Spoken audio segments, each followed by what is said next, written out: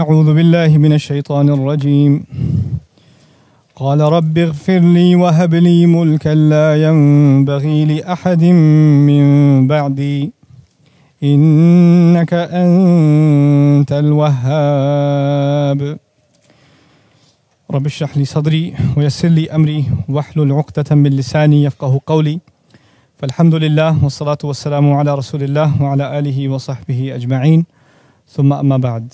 Once again everyone, Assalamu alaikum wa rahmatullahi wa barakatuh. One of the things that the Quran did for me in my own journey, and it continues to do for me, is it continues to shape the way I think about reality. Allah's comments, a lot of times they change my attitudes towards things that I thought I knew.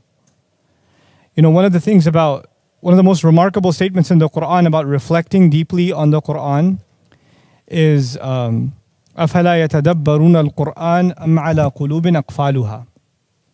Don't they reflect deeply on the Quran, or is it the case that the hearts have their own locks placed on them? And that is a very profound statement. Why would Allah say that the reason they don't reflect on the Quran is their hearts have their own locks placed on them? It has many meanings. One of them I want to share with you is that sometimes you have a preconceived notion. You've already made up your mind what the ayah means. Or you've already made up your mind as to what is permissible and what is not permissible. You've already made up your mind as to how to think about something and how to not think about something. Maybe it came from your culture. Maybe it came from your background. Maybe it came from the lectures you heard or something, right? And it became a part of you. And that's just how you think. The Quran is forcing you, when it reflects, to unlock everything you have in your heart.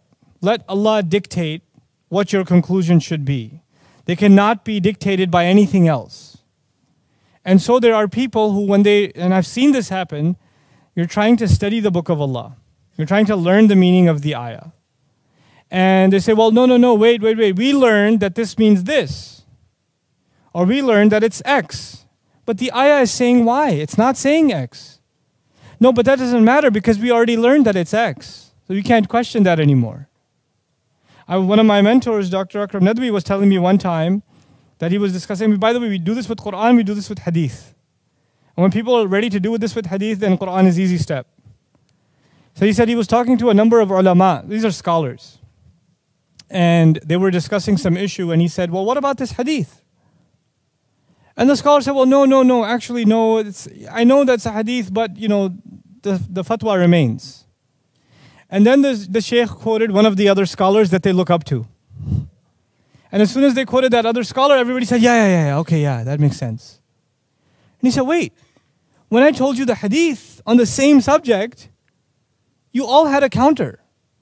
But when I told you this scholar said it, all of you just immediately agreed. Nobody had a problem. There's the respect for scholars, you know. But you know why we respect our scholars? Because they did their best to understand the book. And they did their best to understand the sunnah. But when they gave us their answers, let me tell you something. You know, in mathematics, like in calculus, you can have a 4-page set of calculations, and at the end there's an answer. Right? And that answer, for everybody else, they just care about the answer. For a student, what do they care about? How did they get to this answer? What was their process? We need to understand the process. The thing with Muslims we became too interested in the answer. We lost interest in what? The process. Don't tell me the details, just tell me what the answer is. Now the thing is, sometimes, is it possible that even a teacher missed a little bit? Or they didn't consider everything? So they gave you the answer, but maybe the answer should be revisited. Does that happen? Yeah. And as students, it's our job to actually understand not only the answer, but understand the process. To understand the process. And it became so bad in the ummah that when you ask someone, well, what was their process when they came at this conclusion? They get offended. Who are you to ask the process? Are you a scholar? You have a right to ask? No. This ummah has actually always been transparent. Our ulama, even among each other, were always transparent. Nobody ever said, who are you to ask me? What are your qualifications? And when that transparency starts going away, the respect for scholarship starts going away. As a matter of fact, our scholarship maintained a high level of respect because they were transparent. Not because they felt like they don't have to give any answers or explanations. It was the exact opposite. And now people think if we maintain that and we never question them, that is the only way we can maintain their respect. It's actually the opposite. Society as a large starts losing respect for these people. They say these people think they know everything, they don't want to explain anything, we're all dumb. And the majority of society moves away from ulama. Anyway, I said that as an introductory thing, but what I really wanted to talk to you about is one dua that changed my attitude about a lot of things. It's something that it affected me and affects, I think, a lot of people. So I travel and I meet young people and they say, Ustad, I'm studying engineering. I feel really bad. Why do you feel bad? Because I'm studying engineering. It's dunya, I'm studying dunya. Make dua that my parents don't make me study engineering so I can go study deen. Because I don't want dunya, I want deen. Somebody else can Ustad, I have a job. I feel so bad. Why do you feel bad? Because I'm an accountant. Well, okay, then you should feel bad. No, but anyway, but they'll say, because all I do is, I file the taxes for this company or do the books and this and that, and I spend 9 hours a day doing that, but I only spend 1 hour of day reading Quran, or I only spend a little bit of time in the masjid, but I spend most of my day working. I feel terrible. I'm like, what do you think farmers do? They do a lot more hours than you do. What do you think other people with other what does Allah want from us? To leave our occupations and recite Quran all day? Some people have that attitude. If I was only studying deen all day, then I would be a good person. And if I'm doing other things, then I'm not a good person. If I'm earning a living, I'm running a business, I'm going to college, then I'm not a good person. SubhanAllah, this is so off. It's so far from the view Allah the picture Allah paints in the Quran. I can't even begin to describe. Why would this book want to keep you inside a library or inside a university or inside a masjid all day and all night when this book is saying, go look at the sky. قُلْ سِيرُوا فِي الْأَرْضِ. Go travel in the land. If you want to know the tafsir of go travel in the land, it's not going to be from Ibn Kathir or Qurtubi or Ibn Ashur rahimahumullah. Where are you going to get the tafsir of go travel in the land? By going and traveling in the land. Where are you going to get the tafsir of, أَفَلَمْ يَنْظُرُوا إِلَى الطَّيْرِ فَوْقَهُمْ صَافَاتٍ وَيَقْبِضْنَا. Didn't they look at the bird above them, spreading its wings and collapsing them? It's not going to be a grammatical analysis that tells you what that ayah means. What is it going to be? You going out and watching birds spread their wings and saying, whoa. Allah wants you to experience life.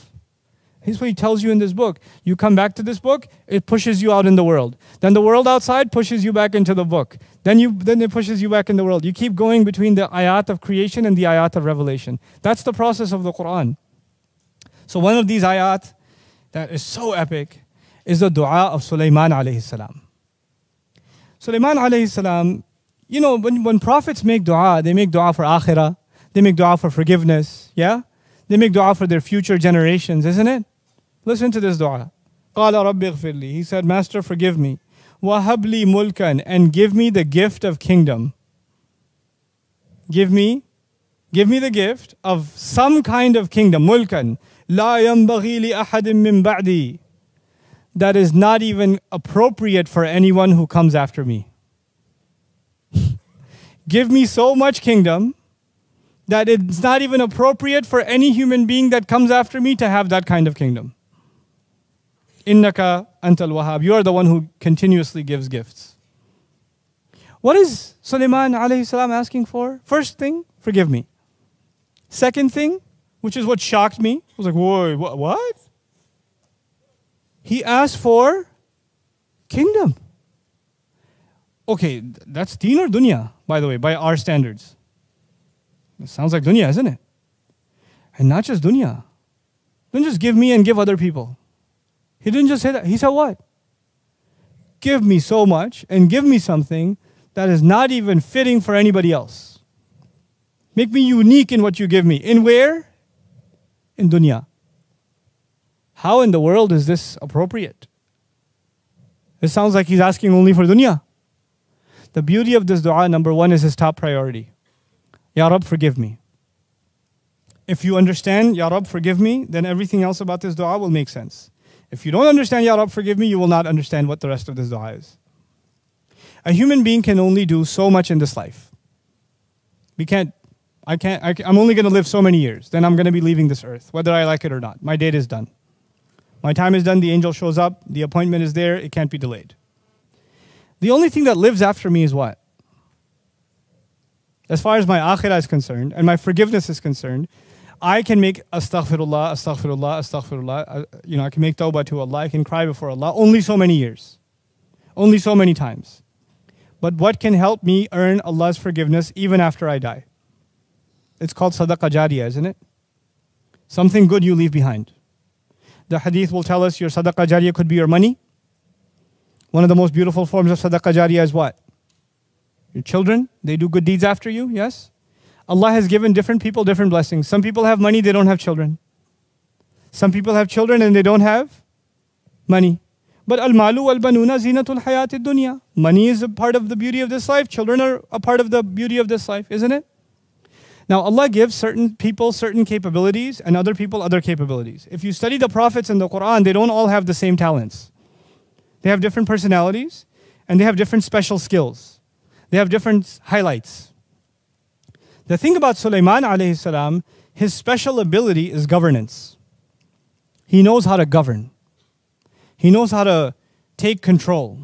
He knows how to even control the rebellion of who? Of jinn. He can even do that. So he has an unusual capability of government and controlling resources and making things, putting things to service. Now, is that a common quality or a very rare quality? The more power you get in government, the more corruption you get. Okay? The more absolute authority you have, the more absolute problems you have. Absolute power corrupts absolutely. So one of the greatest kingdoms in human history is the pharaohs. Case in point, Now, Sulaiman alayhi salam is in a unique position. He has kingdom and he knows how to use it for good. What kind of sadaqah jariyah can he leave behind? Unmatched. He sees an opportunity for his akhirah to be reconciled by the talent that Allah has given him.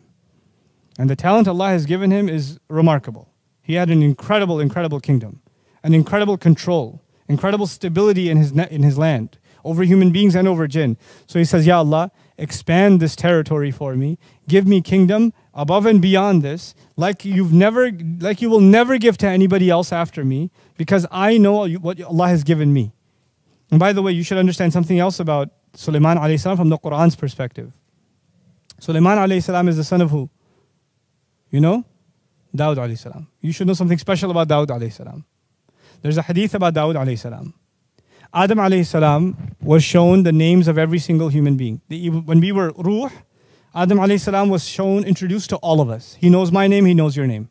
وَعَلَّمَ آدَمَ الْأَسْمَاءَ كُلَّهَا ثُمَّ عَرَضَهُمْ. That's actually going back to the names of all individuals, which is amazing. Our Father knows all of us by name. It's not just we know His name, He knows our name too. And He knows our qualities too, because in Arabic, ism is also qualities. So He knows you and your personality. How many people are in front of Him? Adam alayhi salam? Unimaginable, yeah? And He picks out one of them. He says, who's that? That's your son Dawood. Give him 40 of my years. Make his life longer. Who did He pick out of all of them? You know what's amazing in the Quran? The word Khalifa only comes twice. It only comes for Adam and it comes for Dawood. That's it. It doesn't come for anybody else. Quran is answering the question that arises from that hadith. The hadith says that Adam alayhi salam did not pick Ibrahim alayhi salam, didn't pick Nuh alayhi salam, didn't pick Rasulullah sallallahu alayhi wasallam, didn't pick anybody else. He picked who? Dawood. Why? Because he sees something in him that he has in common. What is that? Allah has made Adam alayhi salam Khalifa on the earth. And Allah made Dawood alayhi salam Khalifa on the earth. Ya Dawudu inna ja'alnaka khalifatan fil ardi. Dawood alayhi salam is special. Now, Dawood alayhi salam himself is Khalifa, but who's his son? So Sulaiman alayhi salam is not just a prophet, he's also the son of a prophet, but a son of a special prophet. A prophet who was a Khalifa, a great ruler, a governor at the same time. And so his upbringing gives him knowledge of revelation, but also knowledge of how to live by that revelation, not only at the level of an individual and a family and a community, but at the level of entire governance. He's been brought up in that system. Even before, even as a child, he's been brought up in that system, right? And eventually Allah grants him prophethood. So he realizes the value of leaving a legacy behind. He's learned that from his father. And so he understands that he's going to die, but his legacy should live on. The legacy of good that he creates should live on. And Ya Allah, give me something that doesn't even, because he knows his children are not going to get it the same way he got it from his dad. لا ينبغي لأحد من بعدي. Now what does that mean for you and me? You know, some people, they can't handle fame. Some people can't handle money. Some people can't handle a compliment. I've met people who say when I'm making salah and somebody passes by, it messes me up. Now they think I'm a righteous person. Other people, they could be anywhere and they're praying and they don't care, the universe doesn't exist for them, right? So some people have a stronger, thicker skin. Some people have weaker skin. Different people have different weaknesses. Some people have a hard time waking up early in the morning. Doesn't that happen? Other people have a hard time with other things. Like, for example, one of the gifts of Allah to me, may Allah keep it this way, one of the gifts of Allah to me is fame doesn't bother me and it doesn't make me happy. I'm not bothered by it and I'm not happy because of it. It's just something Allah gave me. I just have to use it to do something good, and that's it. It's nothing else. If I was teaching this class and there was one table of students, or there's like, I can't count how many tables of students, it won't matter. I'm still going to teach what I'm going to teach. It doesn't matter. If the camera's on or not on, doesn't matter. That's the way I'm programmed. Alhamdulillah. Other things bother me. I won't tell you those. Other things, I have lots of weaknesses. You talk to my family about those, you know. But this is not, alhamdulillah, this is not one of my weaknesses. You know, I've met other people for whom this is a big weakness. It's a big problem. So the first thing you have to recognize is what is your weakness and what is your strength. And once you find your strength, then you ask Allah to give you and give you and give you in what you have strength, so you can put all of it to the service of Allah's deen, so you can leave a legacy. Ya Allah, if this is not going to mess me up, then give me more of it, because I can put it to work for your deen. Like Uthman radiallahu anhu should be asking for more wealth. He should ask. You know why? Because even after being a millionaire, does the wealth mess him up? No. Someone like a Qarun should not ask for more wealth. Because whatever he has messed him up enough already. You understand? So not everybody's going to ask for the same thing. Because the strength of Sulaiman alayhi salam is he has power, but it doesn't corrupt him. He has power, but it doesn't corrupt him. So he asks Allah, give me more and more and more and more and more of power, so I can take all of it and serve what? Your deen. And when you ask Allah, what did Allah do for him? Look at in the next ayah. فَسَخَّرْنَا لَهُ الرِّيحَ تَجْرِي بِأَمْرِهِ رُخَاءً حَيْثُ أَصَابَ وَالشَّيَاطِينَ كُلَّ بَنَّاءٍ وَغَوَّاصٍ وَآخَرِينَ مُقَرَّنِينَ فِي الْأَصْفَادِ هَذَا عَطَاؤُنَا. I made the winds submit to him. I made shayateen do work for him. Others I made dive deep into the ocean for him and pull out its treasures. Others I put in chains in prison, the ones who wouldn't listen to him. I put them in chains for him. This is all what we give. This is what we give. Allah gave him control over winds. You can have the most technologically advanced society with the greatest military, but when a hurricane strikes, their buildings fall. They can't protect themselves from what? The wind. They can't. They can't protect themselves from the earthquake. They can't protect themselves from the flood. Isn't it? They could have billions of dollars spent in defense, and they can't protect from the wind. Allah Azza wa Jal gave Sulaiman alayhi salam, who needs a military when you have the wind? Just send a hurricane that way. Send a storm that way. Subhanallah. This is what Allah will give. So for you and me, identifying what our strength is, and then making a pledge to Allah that we will use it for the strengthening of this deen, for leaving a legacy that is longer than our own, that is perfectly normal. It's perfectly normal.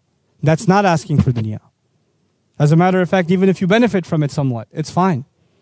Because you take from it what you need, and you give from it what will build your akhirah. Because what was the priority from the very beginning? Rabbi, ighfirli, forgive me. This is all in hopes of earning Allah's forgiveness. No matter how many good deeds I do, they're not going to be enough. So I keep doing good deeds even after I'm dead. That's what I want to do. Every one of you should be thinking like that. Every one of you. What is the strength Allah has given me? And how can I put it to good use? And how can Allah build my talent to make it even better? so I can benefit even more. May Allah Azza wa Jal make us people of benefit and help us understand the beautiful and the perfect word of His. Barakallahu li wa lakum. Assalamu alaikum wa rahmatullahi wa barakatuh. Thanks for watching, guys. I hope you benefited. I'd like to encourage you to actually embark on a comprehensive journey into the Quran. I've done a video translation and explanation of the entire Quran. It's called Quran Cover to Cover. I'd like you to check it on Bayyina TV. Just do a little bit of it every day, and before you know it, you'll have gone through the entire Quran in translation with me. Hope you can take part. Assalamu alaikum wa rahmatullah.